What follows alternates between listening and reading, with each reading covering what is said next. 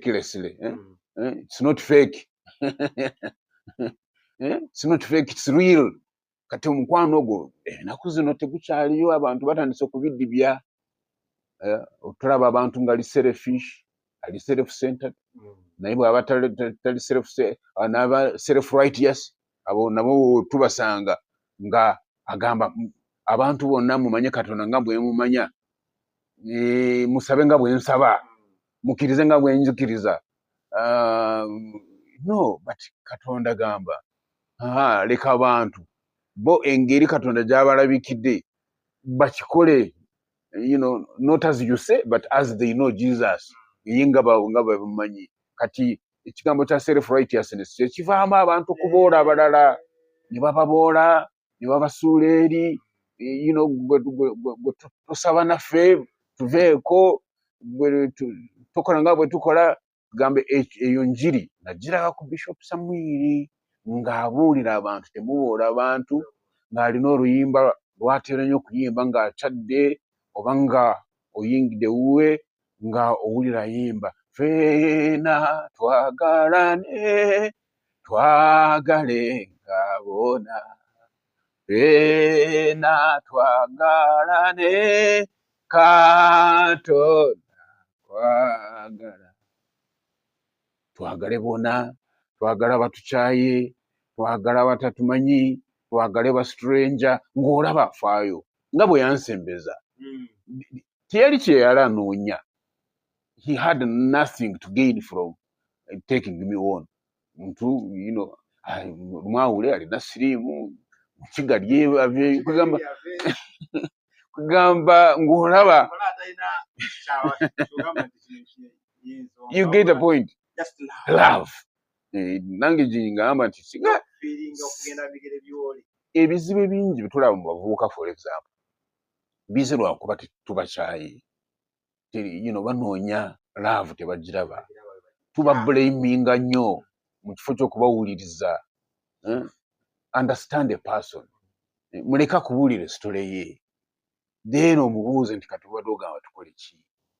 Kyeyambuuza taata Bishop, tukole tutya? Ongambye olina akawuka ka siriimu, wandiyagadde tutambule tutya?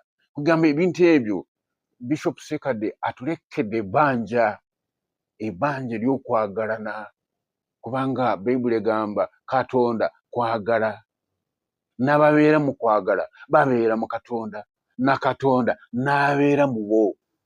Kati buli bwe tuva mu kwagala tuva mu ddiini.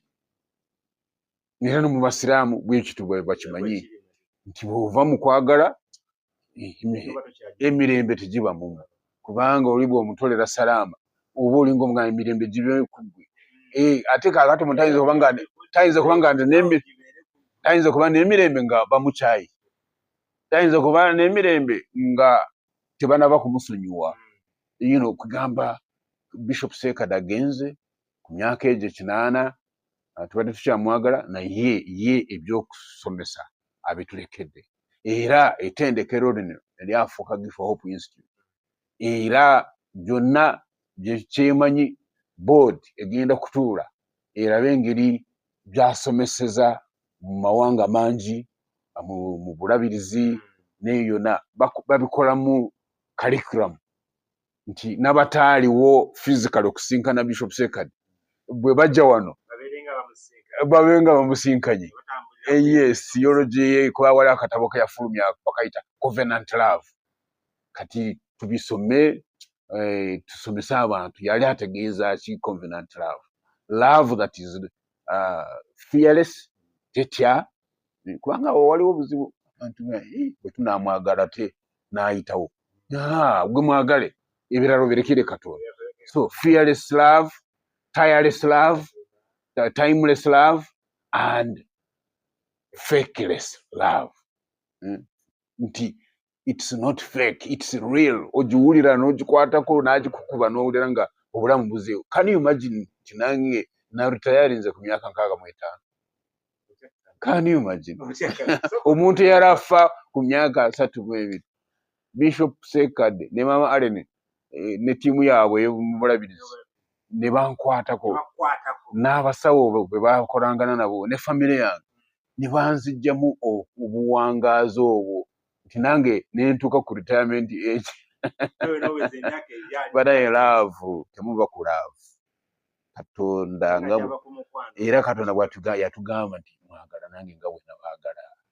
Yagala Katonda, yagala muliraanwa wo nga bwe weeyagala. God bless you.